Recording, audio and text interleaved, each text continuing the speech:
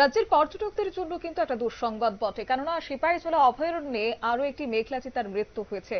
অবশ্য সিপাহীজলা চিড়িয়াখানার সিবিসি অর্থাৎ এই প্রজনন কেন্দ্রে মেঘলা চিতার মৃত্যুর কারণ সম্বন্ধে যে বিষয় জানা যাচ্ছে, মৃত্যুর কারণ হচ্ছে বয়স্কজনিত কারণ।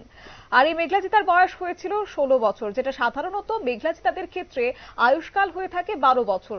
বৃদ্ধ বয়সের কারণে তার মৃত্যু হয়েছে বলে সংবাদ মাধ্যমের সামনে জানিয়েছেন সিপাহীজলা চিড়িয়াখানার অধিকর্তা সিদ্ধার্থ দেববর্মা। কি রয়েছে ওনার বক্তব্য, শুনুন। ক্লাস হয়ে গেছে নর্মালি এগুলি 12 বছর 14 বছর এরকম বাজে।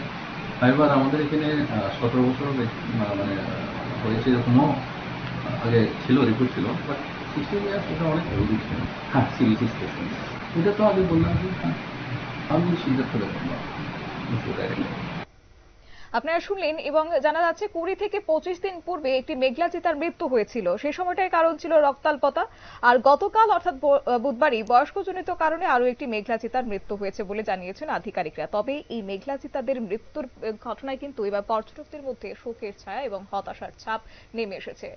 ছোট্ট একটি বিজ্ঞাপন বিরতির সঙ্গে থাকুন।